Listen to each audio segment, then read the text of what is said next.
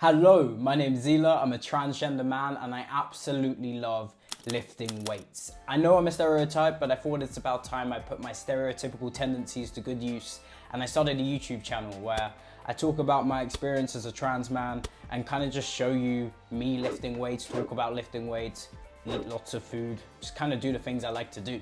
So I thought I'd talk a little bit in this video about building a masculine physique. Firstly, I want to give a bit of background into me. So like most people who love the gym, I've been on quite the fitness journey.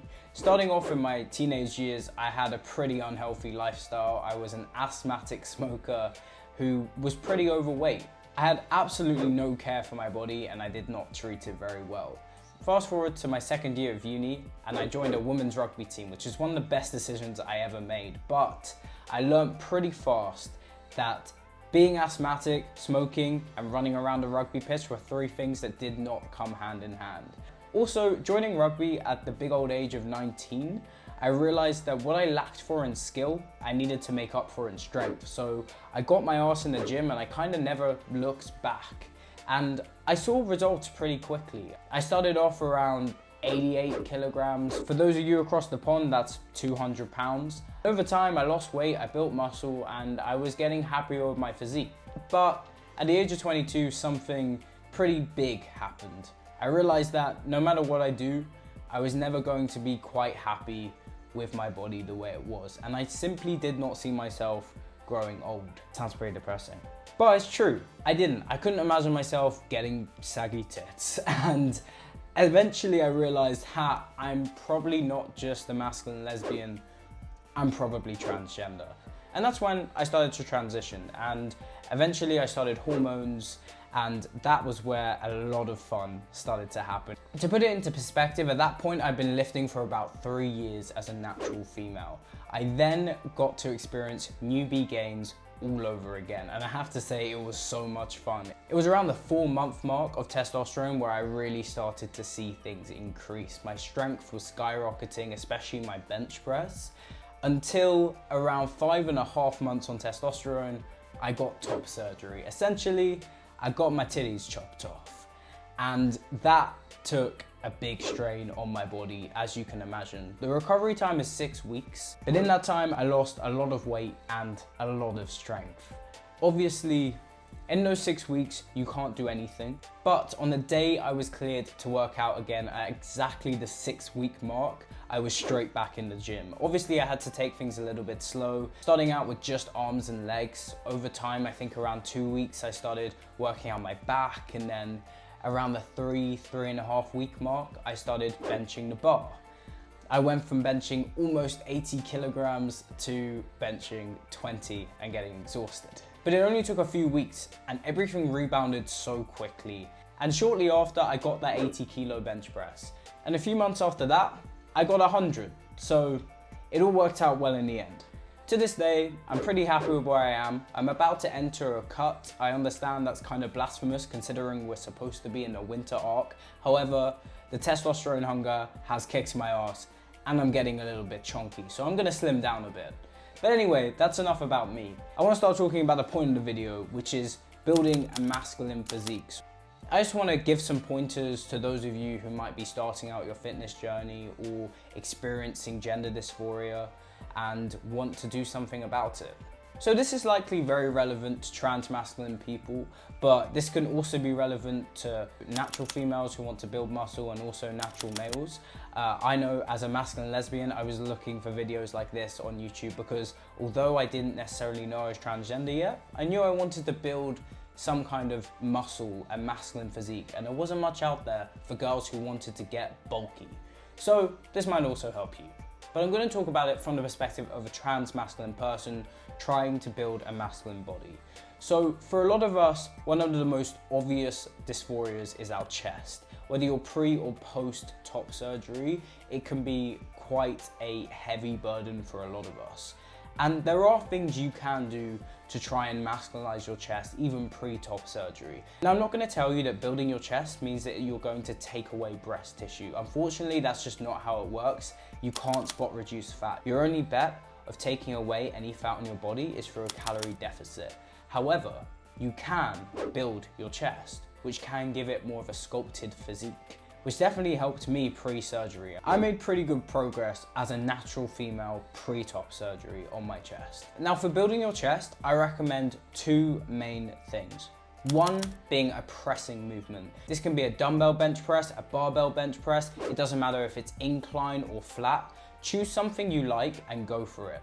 There are recent studies that show that an incline bench press can be more beneficial, but honestly, just pick one you like and stick to it. As long as it's something you are able to track and progress on over time, that's absolutely fine. And hey, you might even want to do a mixture of things. I do a flat barbell bench press on one of my days, and I do an incline dumbbell bench press on another one of my chest days.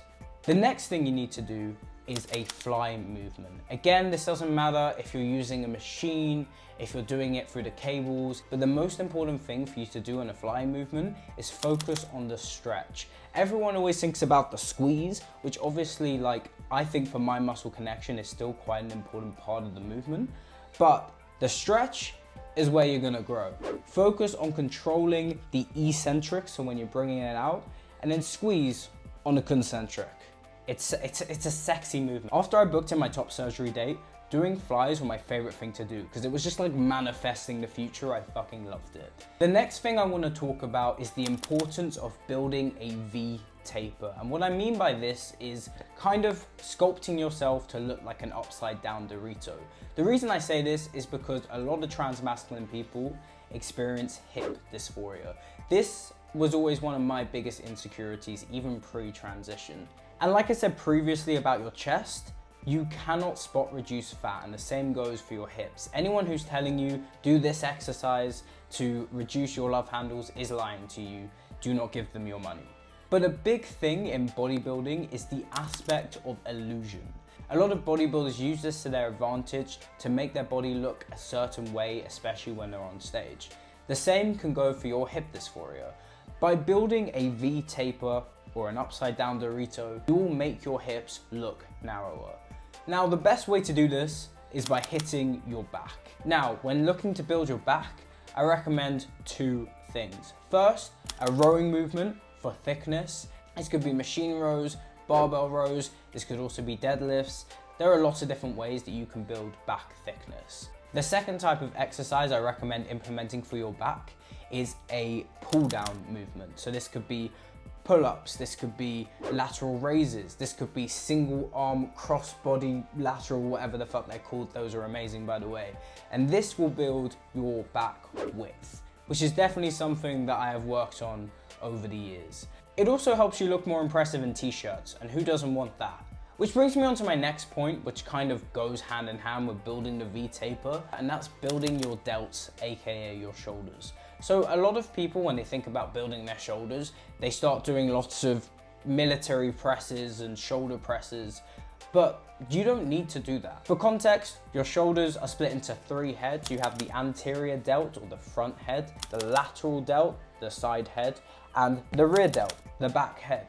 Those pressing movements target the anterior delt, and you're gonna hit those enough in the pressing movements for your chest that I mentioned earlier. Now, if you want to do more, by all means go for it, but it doesn't need to be your target when you're thinking about the shoulders. What really makes your shoulders pop is working out that lateral head, that side head.